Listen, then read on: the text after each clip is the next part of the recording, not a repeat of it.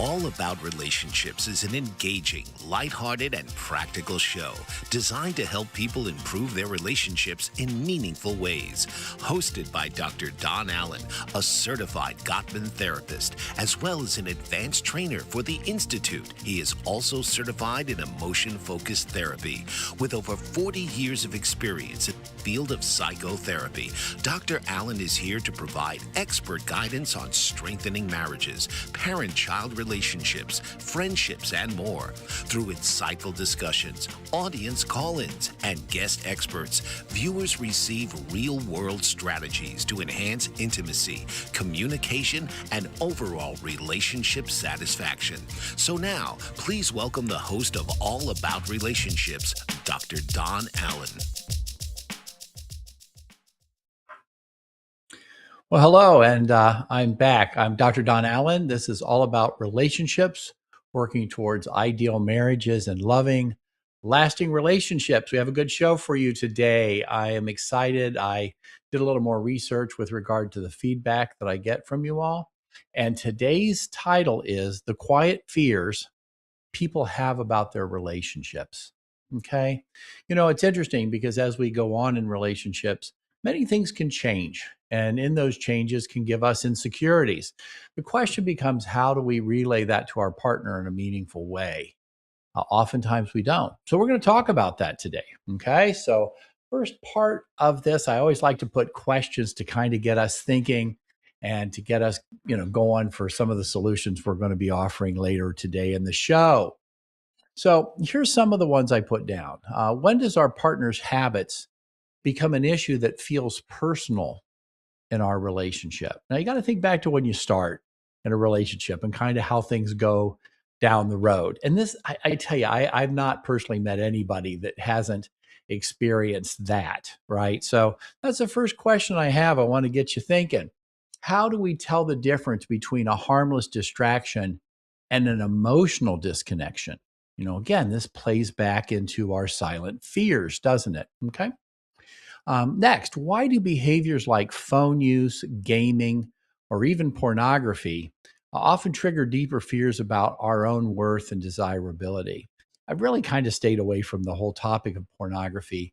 I really probably should give a show to it, but I haven't. But I'll allude to some of the concerns in general about pornography, but I'll do it kind of like at 10,000 feet versus really looking at this in depth today. But I just wanted to put that down because what I notice is a lot of people do have a lot of silent fears and concerns about it.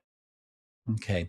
So next question, what happens if these fears or loneliness or fears or feelings of loneliness, lead us to withdraw, over pursue our partner, or worse? Right? A movement towards distraction outside of our relationship. What I'm really talking about there is this idea that, many times our ways of conveying our concerns to our partner kind of come across as provocative, or their response to us doesn't kind of meet what we're looking for from our partner. And then we start to get anxious. And then we can go off in vectors that really begin to cause us strain in our relationship. And then you parlay that into not talking about it, and it gets back to my title today. Those feelings of insecurity, right? Okay. Next one. If I could interview just your marriage or relationship. Okay. So let's say that we could put you two in a chair, and then in the middle chair, it was your relationship.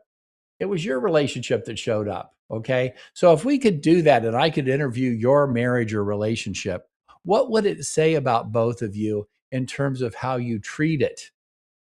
Now, that's an interesting question, isn't it? I wonder what my relationship would say, with regard to that. So yeah, we'll kind of have some fun with that. So welcome back. This is my third season, if you can believe it. It's all about relationships. Welcome to my show. And a couple things I always like to talk about. The first one is, you know, would this have been true 2,000 years ago? And would it probably be true 2,000 years from now? Now, 2,000 years ago, I doubt if they had porn, but they had something that was the equivalent to it, right? Or let's say issues about our partner having silent fears, and how do you communicate them? I'm guessing those things were alive and well throughout the last 2,000 years, right? Now, remember, this show's about education. It's not psychotherapy. I couldn't possibly begin to know your relationship, but I am excited to give you some things that really probably have very practical use in the relationship that you have, right? Remember, and you'll hear this today, with the Gottman Institute, we always try to seek to understand before we try to seek to fix. And I kind of want to underscore this right now because as we go through, you'll see lots of opportunities where some of these insecurities can be parlayed very quickly into trying to fix it, trying to create solutions, trying to jump to conclusions, maybe even trying to control our partner to allay our own fears. We want to start with slow friendship connection and really be curious about what's going on with me and what's going on with you and help me understand that. So you're going to see that as a theme today. Okay. So let's move into our usual discussion, what I like to do in the first part of our show. And what I'd like to do, and I was thinking about this, right? So, what happens in relationships? Well, what usually happens is we meet somebody and we go into what we call an infatuation stage. Sometimes people call this a crush phase. I've got a crush on somebody. Or what scientists use the word limerence. Sounds like limerick, doesn't it? But it isn't. It's limerence phase. So in this phase, what begins to happen is both people start really kind of getting into each other. The old terms, grooving, digging on each other. They really start thinking about each other all the time and they want to talk to each other all the time, right? It's that, gee, it's great to be alive feeling phase. And the reason for that, and I've mentioned it in prior shows, is that there's a lot of chemicals that begin to be excreted into your body that's really designed to get you to mate. Right. Now, again, when those chemicals are going, they're really not consulting with your thinking brain. They're consulting with your survival brain, the amygdala. Medical students will tell you the 5 F's of the amygdala are fight, flight, freeze, food, and fornication, meaning how do we survive and how do we make little us's on the planet? So those chemicals are really going. As time goes on, however, this period will fade away. And most people who've ever been in long term relationships will remember this and remember at some point it settled down, right? It's replaced with trust and eventually a decision toward commitment. Now, I've talked about this in prior shows, so I'm not going to take a lot of time with it, but it's very important to look at because, most people, especially with masters marriages or relationship, people who have really done this well throughout their life will tell you that the more they go on in life, the more rewarding, fulfilling, and enriched their connection of friendship is with their partner. So it's really designed to kind of take off and then, create that commitment and trust and then move forward in life together. So that's ideal. And we can do that. And just because you may not have one right now does not mean that you cannot make that happen. Okay. But hopefully, through this building of trust and commitment, there's also an establishment in the friendship house. Let's see if I can put the friendship house up for you. And what happens with this is that the beginnings of the friendship house, which is the lower three, begin to be made. So, what we begin to do, and think about, even in the first 3 dates with somebody, you start talking about your likes and see if they're compatible with the other person's likes. And maybe if you like them enough and you got enough limerence, you're willing to say, hey, I've never done roller skating, but I'd love to do that because you're trying to get an in with that person, right? So building love maps is the start of that friendship and the trust and commitment aspects of the relationship. But the other thing is there's a lot of bid toward connection. You want to talk to your partner all the time. You want to, send them texts all the time. You're really into them. You're really excited about them, right? So that's those turn towards bids. And they're approximating 86%, which is where you should be, but it's even higher than that usually in this limerence phase. But the other thing that begins to happen, it's very important. You begin to develop fondness and admiration.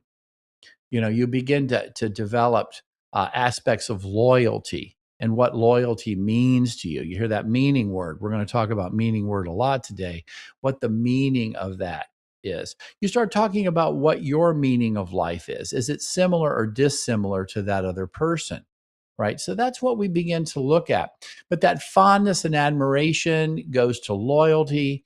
And again, this mutual conveyance of respect. Okay. This is very important in terms of what makes love last in John Gottman's research, right? That loyalty, respect. But the other thing I would add to that, that's also part of the research, is this idea of coupleness. What is the coupleness of us? That's where you see people and you always talk to them as one and the other, right? It's this person and that person. We've even done that throughout time with music. You'll hear duets and stuff. And you always refer to them together. Brooks and Dunn, I think that's what it is. Simon and Garfunkel, those kind of things. They're just that music relationship is that oneness. Right. It can even extend in music like Crosby, Stills, Nash and Young, but you kind of think of them as a oneness. But in your relationship, what you want to have people do is to recognize you in the community as that we-ness or that togetherness. Very important. Okay. So then what begins to happen is you make a commitment and you're on your way.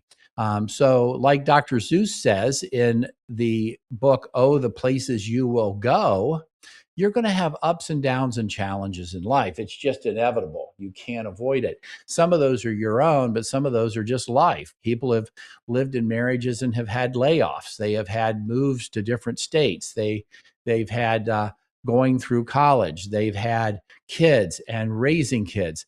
And oh, the places you will go, right? Masters marriages and those relationships, this affords them the opportunity to fight the world together. To go into the world together. So what happens is that you and me against the world versus you and me against you and me tend to allow the couple to flourish and build memories. The other thing I would just kind of mention is you go into a relationship, but what's your house built on? To cite the Three Little Pigs, is your foundation built on straw, twigs, or bricks? Now, again, this doesn't mean that your relationship is doomed by any stretch. But if you do have a difficulty in the past or had bad relationships that have bled over to the current one, what you need to do is to use the skills I'm giving you to erase those and to build that foundation that really, really is strong. Or in the pigs example, the house made of bricks on a strong foundation. Okay. So again, when I talk about this, it doesn't mean you're sunk by any stretch, but it does mean we need to spend more time really looking at what really good relationships do so that we can emulate them. And we don't teach this in our society. We don't. So a lot of times we're coming into this and you're to a degree winging it or giving what you've absorbed from other relationships or maybe even your family. Okay. So we need to look at that and figure out what the best relationships do and emulate those. Okay. So now I want to shift a little bit, right? Another thing I want to put into this is you come to me with different kinds of relationships. So again, a relationship that's starting out in their 20s might be different than starting out in their 40s, might be different starting out in their 60s. So what I need from you all is to really look at your relationship and apply it to what I'm talking about. And I will try to be general enough that it will fit, and it should. I've thought a lot about that. So hopefully you'll notice that, wait a minute, this does relate to me. Okay. So one of the things we want to talk about is the process of our relationships. All right, let me look at my time. So what happens in a relationship that first year? You have a lot of opportunities to grow and settle in and learn your partner and build, hopefully, on some of the good stuff that you've had. But one of the things that also begins to happen is issues related to meaning start to sneak into your relationship. What's the meaning of money? How do we mingle money or not, right? What about if you've decided to have children? What does it mean to raise them? What's your idea about good parenting? And, what does it mean to do it the right way? Now we start to have that. And the other thing is life begins to happen. So let's say you have kids. I'll make this up. Let's say you have kids and you used to always exercise. I hear this from a lot of people living my own life. I've seen it, right? But you go out, you exercise, you get that hour of exercise and you love doing it and it's great. Then all of a sudden you have kids and all of a sudden you look up and you've given it up. You haven't done it for a half a year. Well, now when you come home, you're tired. And then kids are there. So you're tired from work, but now the kids can't wait to see you at the door, which is awesome. Maybe your partner's already been taking care of the kids and really wants to hand them off because they could use a break. And then life begins to happen. And then new patterns begin to happen, often reactive to what the situation warrants, right? Now, again, these things are wonderful, but they're also straining, right? So, what we're going to do when we come back is talk a little bit more about this, and we're going to go into the mailbag and let's look at some of this in a deeper way. We'll see you shortly. Mike Zorek, a three-time California state champion in Greco-Roman wrestling at 114 pounds. Mike, blind since birth, was born in Hartford, Connecticut. He was a six-time national placer, including 2 seconds, 2/3, and 2/4. He also won the Veterans Folk-Style Wrestling twice at 152 pounds. In all these tournaments, he was the only blind competitor.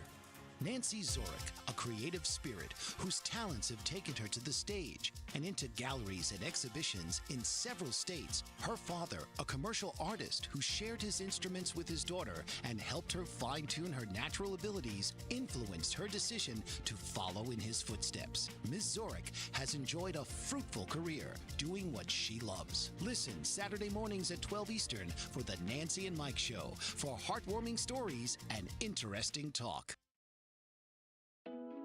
Are you struggling to care for elderly parents or a spouse? Do you wonder if being a caregiver is making you sick? Are you worried about taking time off work to care for elderly parents and balance work, life, and caregiving? Has caregiving become exhausting and emotionally draining? Are you an aging adult who wants to remain independent, but you're not sure how? I'm Pamela D. Wilson. Join me for the Caring Generation radio show for caregivers and aging adults, Wednesday evenings, 6 Pacific, 7 Mountain, 8 Central, and 9 Eastern, where I answer these questions and share tips for managing stress, family relationships, health, well-being, and more. Podcasts and transcripts of The Caring Generation are on my website, PamelaDWilson.com, plus my caregiving library, online caregiver support programs, and programs for corporations interested in supporting working caregivers. Help, hope, and support for caregivers is here on The Caring Generation and PamelaDWilson.com. All right, very good. Well, let me put up my information. I always welcome people if they want to contact me, ask me questions, give me ideas and opportunities to do shows that you would really like. I always put this up. I don't leave it up very long, but when you watch it again with your partner, you have it. You can freeze frame it, and then you can contact me. So feel free to do that. I love good feedback from folks.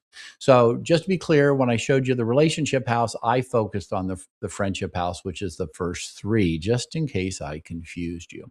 Before we go to the mailbag, I want to add one other thing.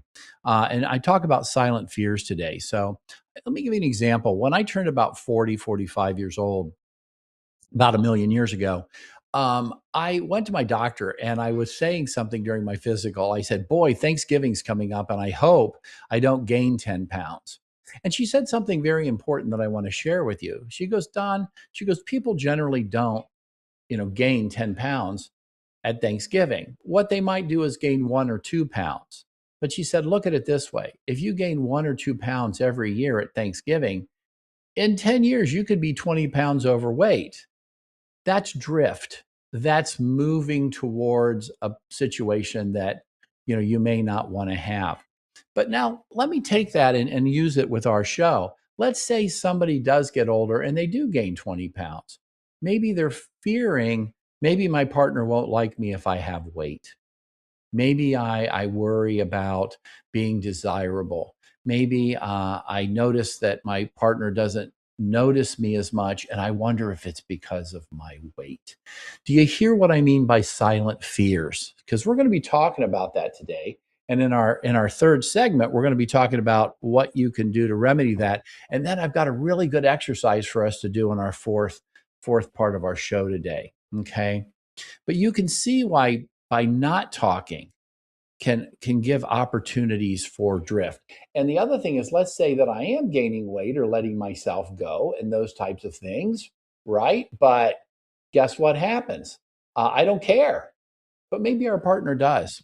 You see what I mean about communication, absence of communication, and the potential for drifting away from each other. Okay, so let's get some questions from the mailbag. We'll probably maybe tighten this up and pull it together. Okay, question number one. And I always like to read these like right now. I don't spend a lot of time with looking at this and pondering it because I like to be spontaneous and I like to give it to you right off the bat. So let's read the first one. My spouse is constantly on the phone at night. We sit together, but I don't really think we're together. It makes me feel unimportant, but I don't know whether I'm overreacting. See, I love this question because one of the things it is that uncertainty, that kind of fear, that silent fear. And the other thing is I like how that makes that person feel unimportant. Now, remember, I just showed you the friendship portion of the relationship house. Bids for connection. Those little reassuring bids that you're wonderful to your partner are so important. When we were 4-year-olds, we constantly looked for reassurance, probably from our mom or our dad. And, we couldn't wait for them to come home. We couldn't wait to draw them a picture. But that idea that, wow, I really matter to this incredibly tall, big person that thinks the world of me, that gets transferred to your partner in your life. So now you need those same kind of bids, but you need them from your partner, right? So we're really talking about the difference between presence versus proximity, right? Because I can sit next to somebody and not be with them. I can say, look, I spent an hour with my kids, but I was asleep on the couch. Was I? I was there. Okay, so again, what does the other person experience? That's what I always talk about with Dan Siegel's seen, soothed, safe, and secure. And by seen, soothed, safe, and secure, I also mean heard.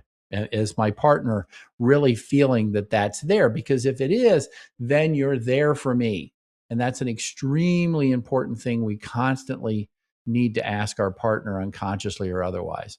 So when these bids for connection go to the phone and not to our partner, we can fall below those 86% bids. If you get below 33%, you go into attachment distress.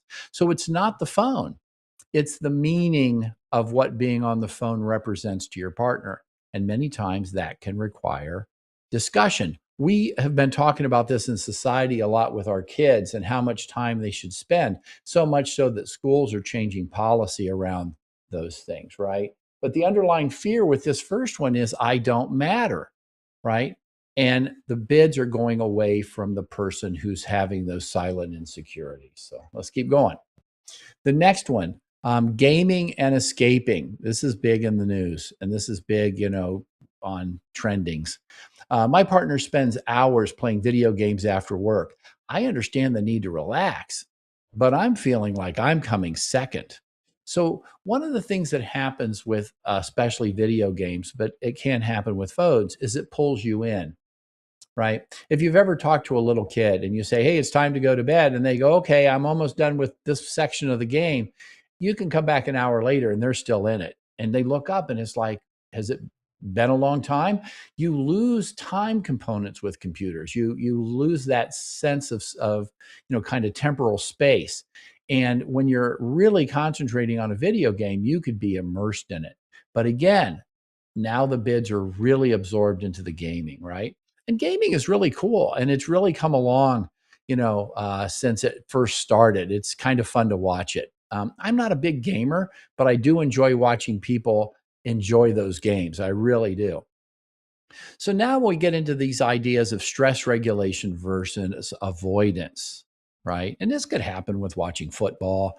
This could happen with watching your favorite, episodes on streaming.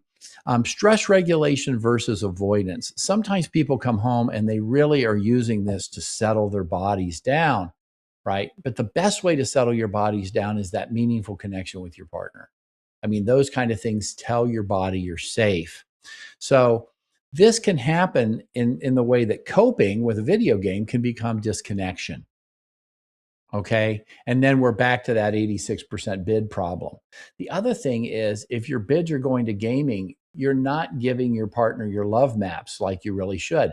Love maps is really understanding your partner's internal world. This has been going on forever. People would play golf all weekend and not come home. People would get into their soap operas. I remember way back when I was a kid, and it was kind of funny because they would say that, there would be something that really happened on the soap opera. So when their husbands came home, they were mad at their husbands because of the soap opera. All right. So anyway, this is happening throughout time. But as time goes on, we have new ones that we have to pay attention to in our generation, right? So this idea of I'm not important, I'm not a priority, this can start lending itself to these silent fears. What is it about me that makes me undesirable? What is it that makes my partner rather play video games or be on TikTok or Instagram or on a one of the shows that they're watching so much that that's what they run to and not me? This breeds those silent fears. One of the things about that, let me look at my time because I think this is an important part. One of the things that can really happen with that is it actually lends itself more to getting more into the video games or more into some of the other things. So we have to really be careful with that. The other thing that can happen is that our styles can come into play. If we're securely attached, we probably go to our partner and do what I'm about to say in the stage 3 of our show today. But when, let's say, we're anxious about, our partner loving us, if we're anxious in pursuing, we can really go after our partner to pay attention. If they're a withdrawer, that's going to make them want to go away even more, right? So we have to be careful. If we're a withdrawing person, we have to stop and say, wait a minute, am I paying enough attention to my family and my partner? And if we're not, it requires a conversation. If we're over pursuing, we might be using the horseman, the criticism, defensiveness, contempt, and stonewalling that provokes somebody into a conversation, but it's negative attention that we don't want. So we're going to play with that in the third segment, really kind of talk about what might happen with that. But again, what's going on is that problem. The other thing I would talk to a little bit about that is that, with that kind of drift and stuff, what's happening internally that makes us want to engage in a bad way, right? That negative attention. So we just have to pay attention to those kind of things because it does fuel our thought monsters. Now, if you've watched my episodes, go back to the one where I really talk about pain is a sensation. Suffering is what happens when we overthink and we go away, for lack of a better way of putting it, we start to surf our flat screen for the here and now channel instead of going to there. We go to the what I call the time channel, or the looking at past examples, horror movies, or looking how futuristic templates are going to be catastrophic. And the next thing we know, we're overthinking about what could go wrong, and we're out of the here and now house, which really can fuel that provocative stance with our partner. So we really want to pay attention to these things, and you can kind of hear them in the silent fears. Okay, so let's see. I don't know how much time I have. I'm going to try to do one more of these real quick. I noticed my partner watches pornography, and now I can't stop it comparing myself to what I imagine he is looking at. Right? I feel like I'm not enough. One of the real problems when you start to get into looking at movies that just show the raw act of sexual contact. It doesn't involve relationships. It involves just the act of what's happening. These people that they pick to do this are, again, a personification of what the human anatomy is, because that sells more pornography. But to our partner, they may be comparing themselves, or worse, they may be thinking that's what you really want. The other problem is that engaging in some of those behaviors can actually stifle this idea of being romantic with our partner, because we're seeing all this other stimulation, and it can habituate us away from those good intimate relationships and connections. So what happens is these parts of the intimacy on pornography are very surfacey. What you want is that deep connection with your partner.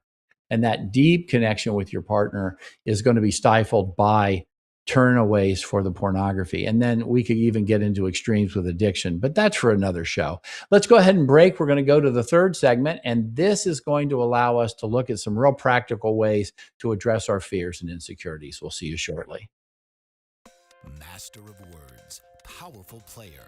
What life-changing words can Dr. Janet Smith Warfield pull out of her magical toolbox that just might mysteriously open a door you never knew was there?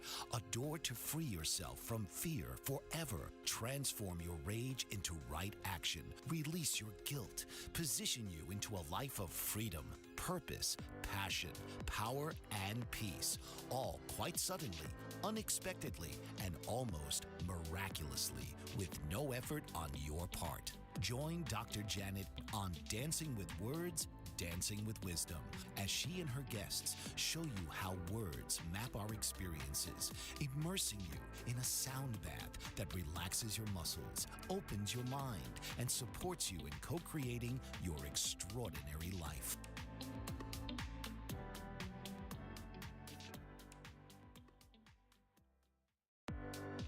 Author, radio show host, and coach John M. Hawkins reveals strategies to help gain perspective, build confidence, find clarity, achieve goals. John M. Hawkins' new book, Coached to Greatness: Unlock Your Full Potential with Limitless Growth, published by iUniverse. Hawkins reveals strategies to help readers accomplish more. He believes the book can coach them to greatness. Hawkins says that the best athletes get to the top of their sport with the help of coaches, mentors, and others. He shares guidance that helps readers reflect on what motivates them, rediscover and assess their core values, philosophies, and competencies, find settings that allow them to be the most productive, and track their progress towards accomplishing goals.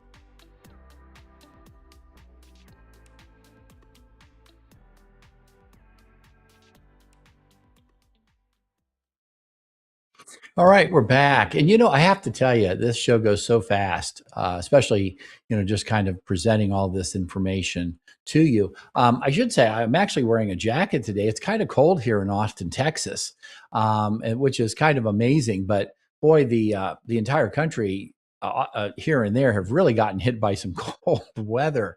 So it's really kind of an interesting thing that way. But yeah, it's kind of nice to be getting towards spring. I hope you all are looking forward to and planning some exciting things with your family and your person. So just kind of an interesting thing today. Want to talk about kind of the emotional transition process with what happens, and kind of look at the good, the bad, and the ugly, but really kind of state of what we can do. All right, what we can do about this. So the first step is the behavior. We've talked a little bit about that, especially in the section on call-ins, stuff like that. But the phone calling, the gaming, the scrolling, and even sometimes with some folks, the porn, these are behaviors, right? So it's always, something happens, the meaning we give it and what we do about it. But those things begin to happen. People begin to notice it, and they're not talking. So what begins to happen now is the meaning we give it, the interpretation. And some of the fears that can go along with this turning away and the bids away from us for a lot of reasons, right? Not just phones, but kids and life and jobs, etc. All of a sudden, people can start to worry they'd rather do whatever than to be with me. Am I enough? Am I important? So it's that old, when I reach for you, are you there? And when I call for you, are you really going to come? Are you going to have that happen? Do I feel that seen part of our relationship, or that heard part of our relationship? When I talk to my partner, even when, we're kind of getting into issues, is it still soothing? Is it safe to do it? I can bring up anything with my partner, and it really doesn't matter because they're going to care about me more than the issues that we're arguing about. And the last one is secure. Can I count on it? Every time we have these things happen, can I count on it? This is an important one because this is referring to the meaning part, with make each other's dreams come true and shared meaning. It's what's really important to us. And maybe what's important to us, somebody worries it's trite or trivial, right? Let's say somebody worries about their weight. Well, somebody could say, yeah, you don't have to worry about that. But maybe they do. So they really need to feel seen, safe, soothed, and secure that their partner thinks they're wonderful, even if they struggle with their weight. So this is kind of where you all need to be talking regularly to each other to solve these problems. You also remember what I've been talking about. Regardless of what you're doing, are you giving your partner 86% of those successful bids? Hi, honey, I'm home. Hey, I'm upstairs. Come see me. I want to give you a hug. Are those things happening in your relationship? Or is it, boy, I'm so tired, I'm just going to go sit on the couch? I always laugh at that because when we get up in the morning, we wear our nice clothes. But when we come home, we get in our frumpies for our partner, right? So that's okay to be in your frumpies, but it requires a conversation because you want your partner to see you as thinking they're important, right? And then part of that is knowing what their love maps are, what's important to them, right? So I know one of my love maps is I love Friday night date night. I really want to do that. And if we can't do it, we both kind of go into, all right, when are we going to do it? We're going to do it Saturday night. And that's something that's really kind of a fun thing for me and my wife.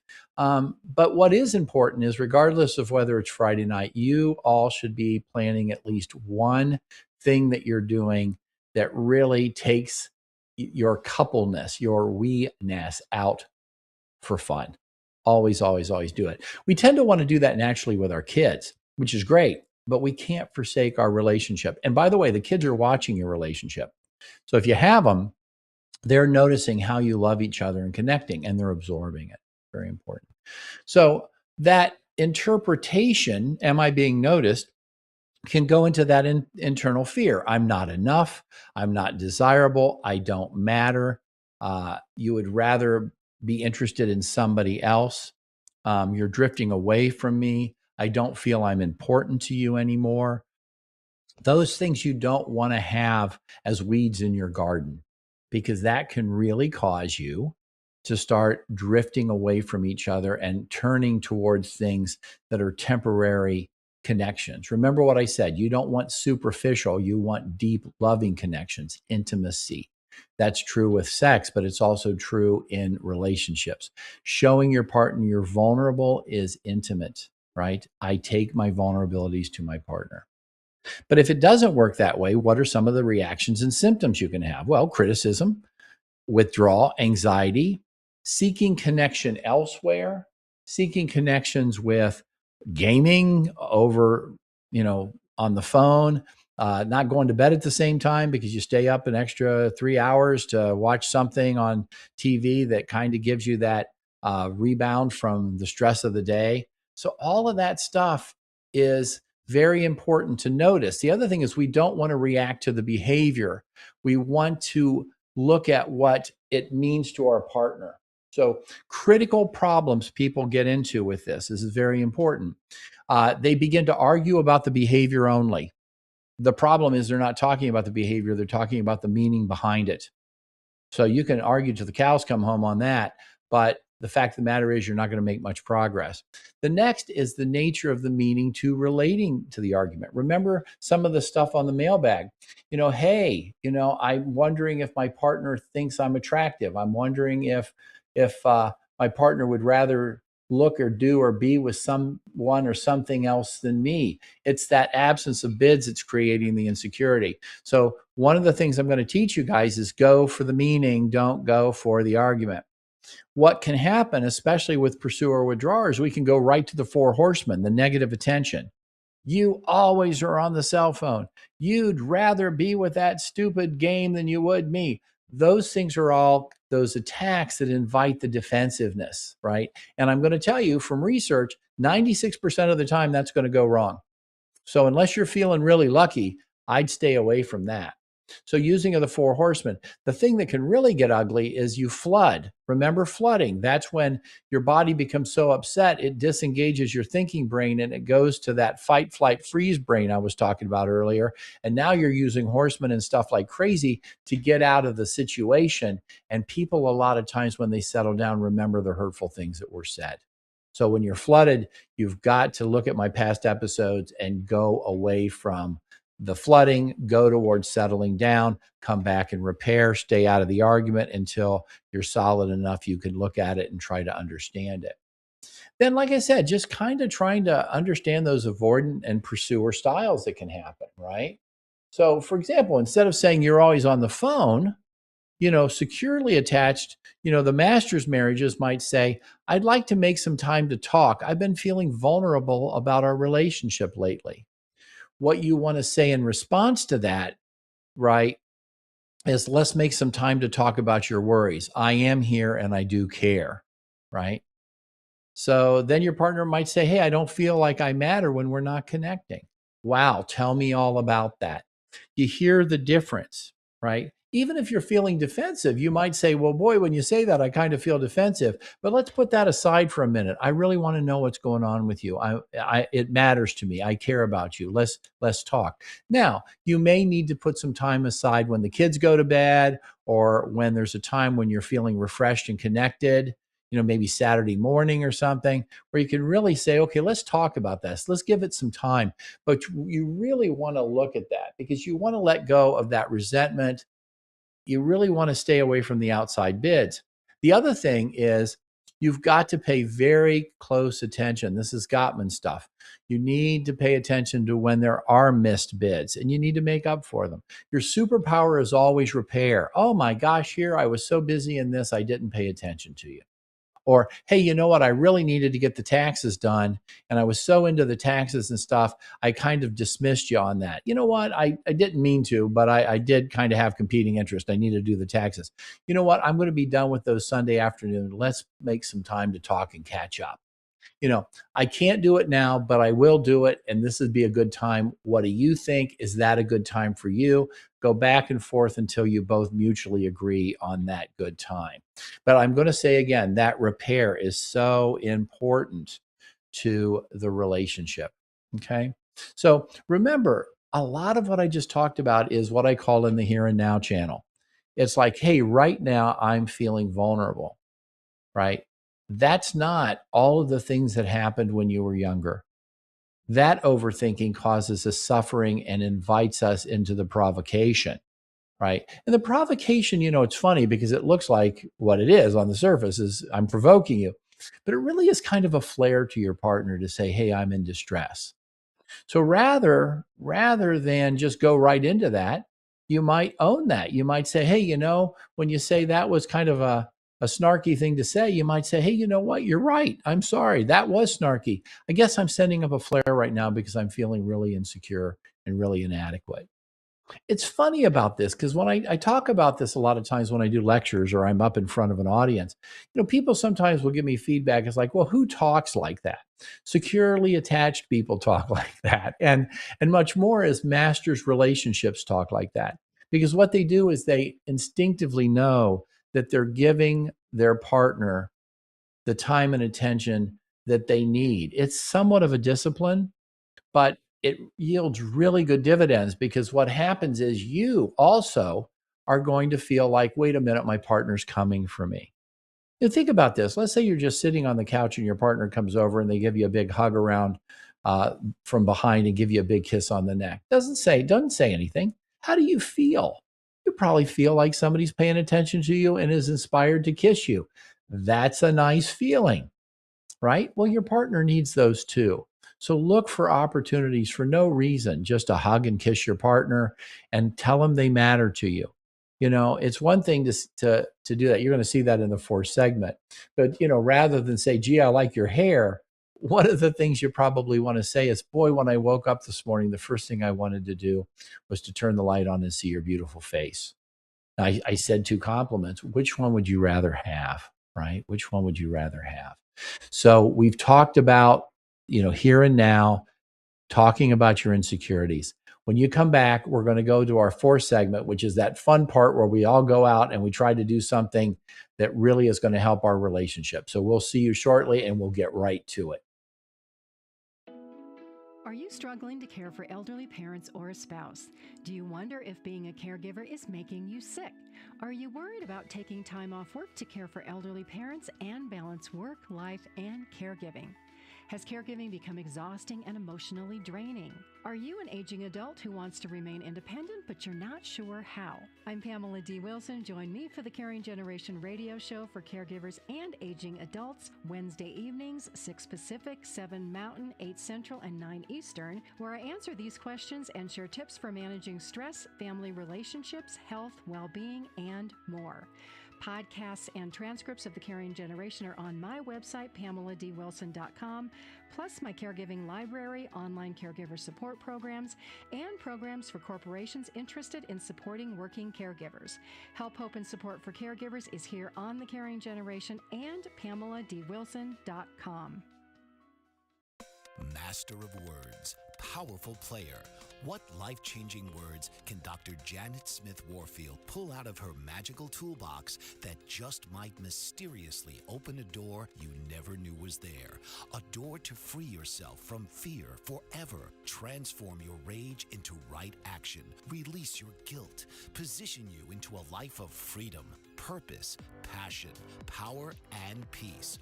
All quite suddenly, unexpectedly, and almost miraculously, with no effort on your part. Join Dr. Janet on Dancing with Words, Dancing with Wisdom, as she and her guests show you how words map our experiences, immersing you in a sound bath that relaxes your muscles, opens your mind, and supports you in co-creating your extraordinary life.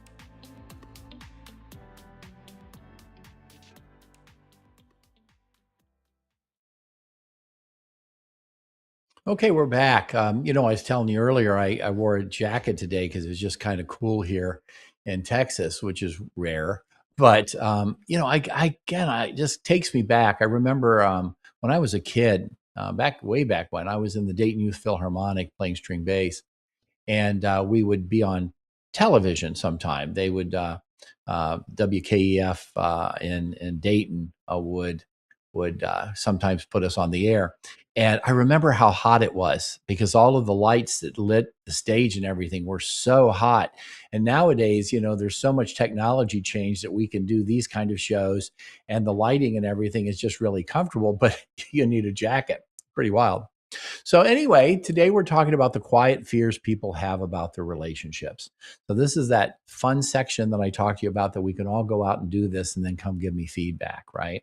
Remember, safety first. I don't know your relationships per se, and you want to have seen, soothed, safe, and secure. So very important you have that in relationships. But what we're going to do is we're going to have you kind of hone this up so that you guys can talk. So the first thing I want you to do, and I need a teleprompter, but I'm going to read it off the side. I want you to both, you and your partner, to take 5 issues that you have. Write them down that are your insecurities, right? Write them down. And don't worry about them making sense. Don't worry about them being a real or unreal issue. Just if it's scary to you, put them down. Fears and vulnerabilities you have in your relationship right now. Remember, Here and Now channel. Okay, number 2, you both did that. Okay, make a meeting time with your partner and agree that the goal is not to solve the problems on your lists. No. What we're going to do is we're going to understand the other person's issues and make them feel safe, connected, loved, and appreciated just in the here and now for that issue. All right, so you got them. They've got them. We're ready to go. Before you begin, look at your partner's eyes and say 5 things about them that you really like, things that are uniquely lovable about them. So like I said earlier, it's not, you have hair, or in my case, you don't. It's more along the lines of, wow, I just really can't wait to see your face. Or, my wife got a haircut, and I really got to see her neck more because it's a shorter haircut. Really like to see her neck. That was amazing, right? There's a tons of necks out there, but the one I wanted to see was hers, and I wanted to make sure she knew it. So very, very, very important. All right. So the next thing you want to do is, tell me what's on your mind. That both hands open, right? I should put them up here so you can see them. That both hands open, tell me what's on your mind. I care. I want to know. I want to be there for you. That needs to be there verbally and non-verbally. Very important that you're conveying that the words are going with the music with that, right? Okay. So pay special attention if either of you go defensive, right? In any way, right? This is an invitation, if you do go defensive, to step away from this exercise, to step away from my exercise. So catch it early and take responsibility when it happens. So then you want to be curious. Wow, I guess I did get defensive. I'm wondering what's going on with this issue that makes me feel like I need to dig my heels in. There's a meaning behind that. That's my theme today, is meaning, isn't it? So you want to be curious together about what that meaning is, and you want to fight it together. If you're doing that, then, back to what I said earlier with, if your marriage or your relationship was sitting in between you on a chair, you want that to be saying, yes, you're coming and you're helping me, but I'm going to show up to help you. That's what you're looking for. That's wonderful. Okay. Remember, we are seeking to understand and reassure, not to fix. Okay. So that's really important. And that's a theme of mine.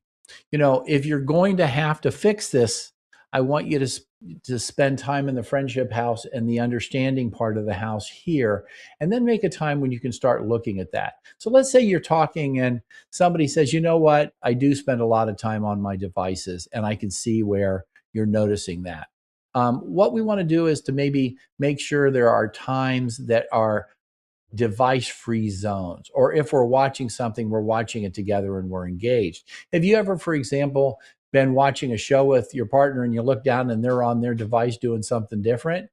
I wonder how you feel about that, right? Now that can go to insecurities, but you might say, hey, are you watching this with me? Right? When you used to go to the movies, they tell you to turn off your screens because they light up and that's distracting to your audience. But the other thing is, when you're at a movie, you can kind of watch it together. And what I like about movies is you get the shine of that. So if you go and you watch a really good love story and you go home, hey, all that romantic connection is working for you. So that's kind of nice. But when we go home, there's so many things that we can do to distract us, right? So make sure that you're front and center with your partner when those kind of things happen. All right. So we're back down to about 2 minutes of our show. Like I said, get back with me, give me feedback if you'd like. I always do this relatively quick, but I invite you and your partner to go back, stop it, talk, and connect, right? So we've got those kind of things covered, right? So we're talking about everybody tends to have their own private fears and insecurities. This is an opportunity for you to build intimacy in that friendship house I highlighted today, because with that, you're going to gain a lot more of that connection, fondness, admiration, loyalty, and respect. And this is an opportunity for you to have a high bid level in that 20 minutes to 1 minute positivity in friendship. I'm Dr. Don Allen. This is all about relationships, working towards ideal marriages and loving, lasting relationships. Thanks so much for joining us today. I'll continue to look at your feedback as I create more programming in the future. I want to let you know, too, that I'm going to be getting some people on the show. I'm making a list of people I want to invite that I think you'll enjoy listening to. Again, have a good week. Enjoy this exercise. Get back to me, and I'll see you next Wednesday, 1 o'clock Eastern Time. Take good care. While All About Relationships is educational and entertaining, it is not a substitute for therapy, counseling, or professional advice, but an informative space for learning and growth. So tune in each week for an engaging and reliable approach to your relationships, ensuring viewers with practical tools to create deeper connections in their daily lives. Whether tackling conflict resolution, emotional intimacy, or family dynamics, this show is your go-to resource for anyone looking to foster healthier, happier relationships in a supportive and lighthearted environment. Every Wednesday, 1 p.m. Eastern.